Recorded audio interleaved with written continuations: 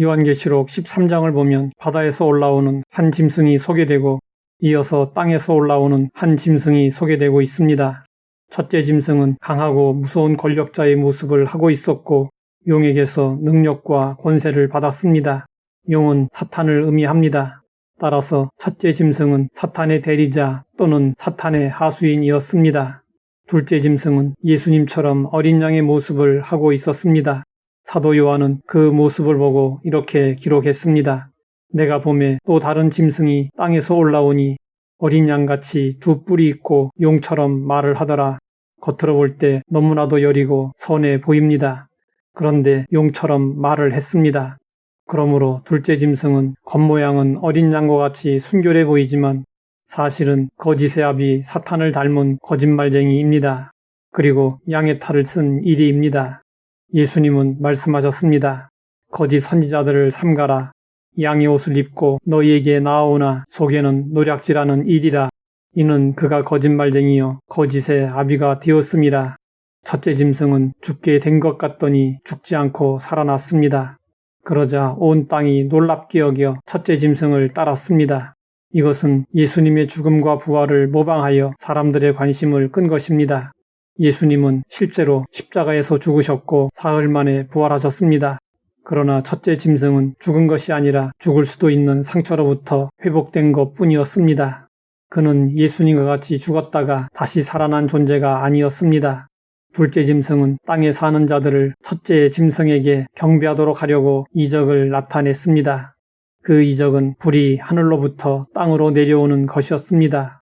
이것은 선지자 엘리야가 갈멜산에서 바알 숭배자들과 대결할 때 하늘에서 불이 내려오도록 하여 하나님만이 참 신이심을 확증한 사건을 떠올리게 합니다.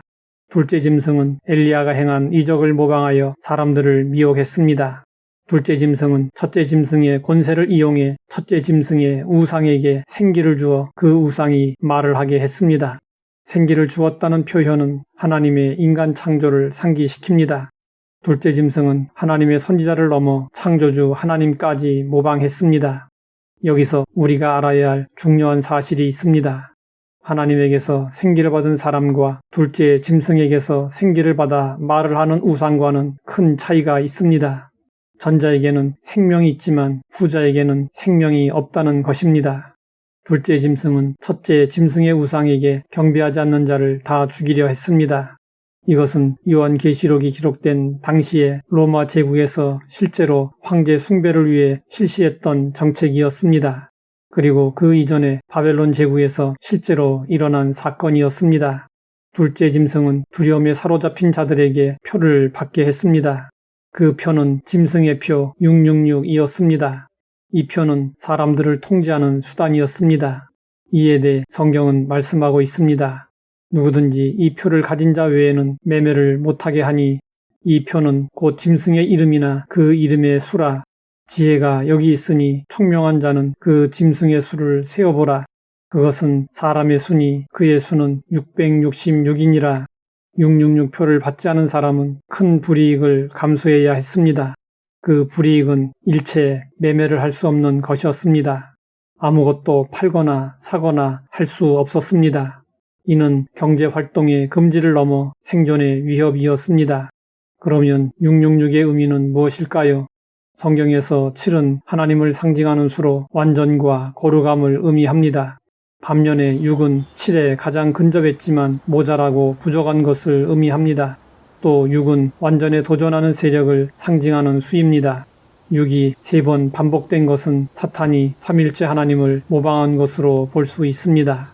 따라서 짐승의 수, 사람의 수인 666은 불완전한 존재로서 완전하신 하나님의 지위를 노리고 도전하는 존재나 세력을 의미하는 것으로 볼 수 있습니다. 사탄과 그의 무리들은 끊임없이 성도들을 속이고 미혹합니다.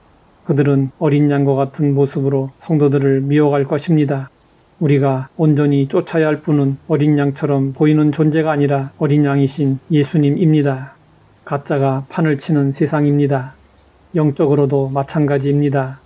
우리는 비진리와 거짓과 악을 분별하고 오직 주님만을 따라가야 합니다.